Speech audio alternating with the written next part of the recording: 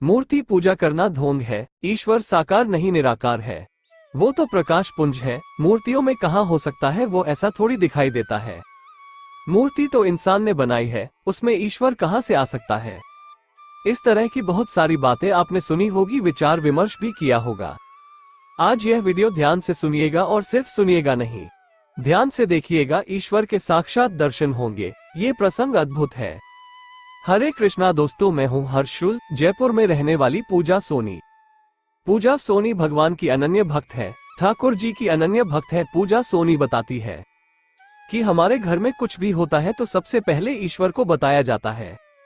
वो ईश्वर का घर है। घर में कुछ भी आएगा तो सबसे पहले ईश्वर को भेंट चढ़ाया जाएगा।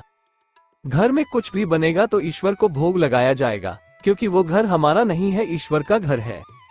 तो सबसे पहले हर बात ईश्वर से होती है, मेरे ठाकुर जी से होती है। उनके घर में बड़ा सुंदर सा मंदिर है, जहाँ लड्डू गोपाल है, किशोरी जी है, भगवान श्री कृष्णा है और राधा रानी का विग्रह है। जन्माष्टमी पर हर साल पूजा उपवास रखती थी। इस साल भी रखा। 2023 की जन्माष्टमी पर उनके पति ने भी उपवास रखा। उनके पति ने पहली बार उपवास रखा था। उनके पति का नाम है धीरेन्द्र सोनी। तो पहली बार उपवास रखा था। पूजा सुबह से तैयारी में लगी हुई थी। भगवान को स्नान करवाया, पोशाक पहनाई, भगवान को तैयार किया, मंदिर को सुंदर से सजाया। पूजा बताती है कि पहले मैं लड्डू को स्नान करवाया, उनको पोशाक बनाई, फिर गोपाल को स्नान करवाया, उनको पोशाक पहनाई, फिर छोटी किशोरी जी को स्नान करवाया, उनको पोशाक पहनाई, उसके बाद ठाकुर जी को स्नान करवाया, उनको पोशाक पहनाई। इतना सब करते करते पूजा थक गई। बहुत सारे काम थे। 11 साल का बच्चा है उनका, एक बेटा है, तो सारे काम करते करते थक गई। अब बारी आई राधा रानी की। तो राधा रानी के विग्रह को जब स्नान करवाया, उसके बाद उन्हें पोशाक पहनने लगी। तो पूजा सब जल्दी जल्दी करने लगी। तो पूजा ने पूरी तरह से उन्हें नहीं सजाया, जल्दी जल्दी में सजाया, उनको पोशाक पहनाई और उसके बाद पूजा पोशाक पहना करके सब कोई यथास्थान रख करके सारे विग्रह स्थापित करके उठने लगी। जैसे ही उठने लगी, उनका सर जो है मंदिर की दीवार में लगा। सर पर चोट आ गई, लेकिन वो इतनी जल्दी में थी और इतने सारे काम थे कि उन्होंने ध्यान ही नहीं दिया। फिर कुछ फोटो खींचे भगवान के, मंदिर के फोटो खींचे, क्योंकि मंदिर सुंदर बना दिया था। फोटो लिए भगवान के। आमतौर पर लोग ऐसा करते हैं, हम सब ऐसा करते हैं, अपने भगवान के फोटो खींचते हैं। तो भगवान के फोटो लेने के बाद अपने काम में लग गई। इनके पति धीरेन्द्र सोनी जी को आज दोपहर में ही अपने काम से आ जाना था, क्योंकि उपवास भी था। तो फिर 3 बजे वो अपने काम से वापस घर आए।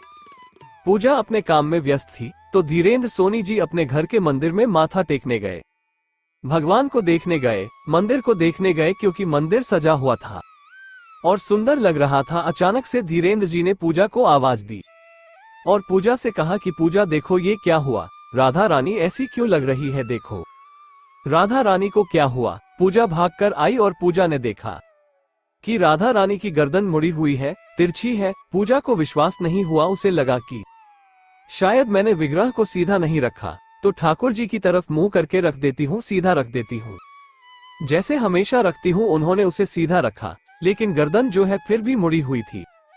पूजा की समझ में नहीं आया, धीरेन्द्र जी की भी समझ में नहीं आया, क्योंकि विग्रह मार्बल का बना हुआ है, गर्दन कैसे मुड़ सकती है। कोशिश की हाथ से सीधा करने की, पर कैसे हो सकती है, मार्बल का विग्रह है, कैसे सीधी होगी। मन व्यथित हो गया, व्याकुल हो गया। भाग करके नीचे अपनी भाभी के पास गई। जाकर बोली, भाभी मुझे लगता है राधा रानी नाराज है, मैं उनको अच्छे से सजा नहीं पाए, जल्दी जल्दी में थी, मेरे सर पर चोट भी लग गई, मेरी समझ में नहीं आ रहा मैं क्या करूं। तो भाभी ने कहा, क्या हुआ। तो पूजा, नहीं पता, मैं सबको 2-2 हार पहनाए थे और राधा रानी को 1 हार पहनाया था, शायद वो नाराज है, मैं उन्हें जल्दी से तैयार किया था। तो भाभी ने कहा, ठीक है, दूसरा हार जाकर पहना दो।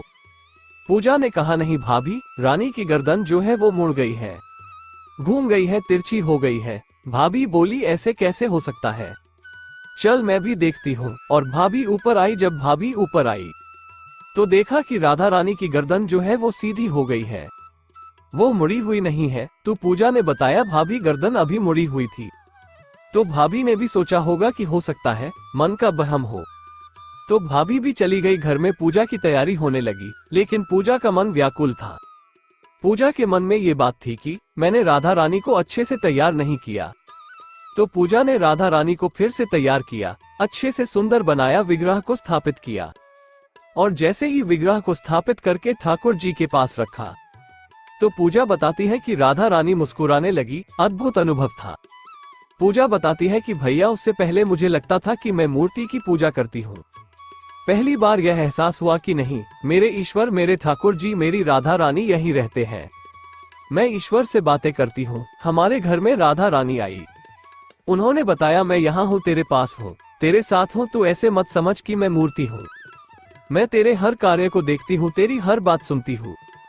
पूजा का विश्वास प्रगाढ़ हो गया। पूजा बताती है कि हमारे घर में जब भी पूजा होती थी तो हम राधे राधे बोलते थे, कृष्णा कृष्णा बोलते थे, कृष्ण का ही नाम राधे राधे बोलते थे, पर राधा रानी की जय कभी नहीं बोलते थे। लेकिन अब हमारे घर में जब भी पूजा होती है, आराधना होती है, राधे राधे के साथ राधा रानी की जय बोलते हैं।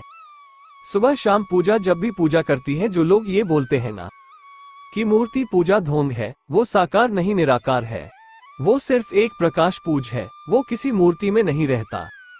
मैं सब लोगों को एक बात कहना चाहता हूँ, मेरे ठाकुर ने कही है, मैं साकार भी हूँ और निराकार भी हूँ। मैं कण कण में विद्यमान हूँ। अनंत ब्रह्मांड में ऐसी कोई भी जगह नहीं है जहाँ ठाकुर नहीं है, जहाँ कृष्ण नहीं है। ऐसा कोई कारण नहीं है जहाँ कृष्ण नहीं है। कृष्ण हर जगह है, विद्यमान है। ये मूर्तियाँ साधारण नहीं है, इनमें ईश्वर निवास करते हैं, साक्षात होते हैं, और यह पहली बार नहीं हो रहा है। भगत प्रहलाद को हिरण्यकश्यप ने कहा था कि क्या तेरा विष्णु इस स्तंभ में भी है, तो भक्त प्रहलाद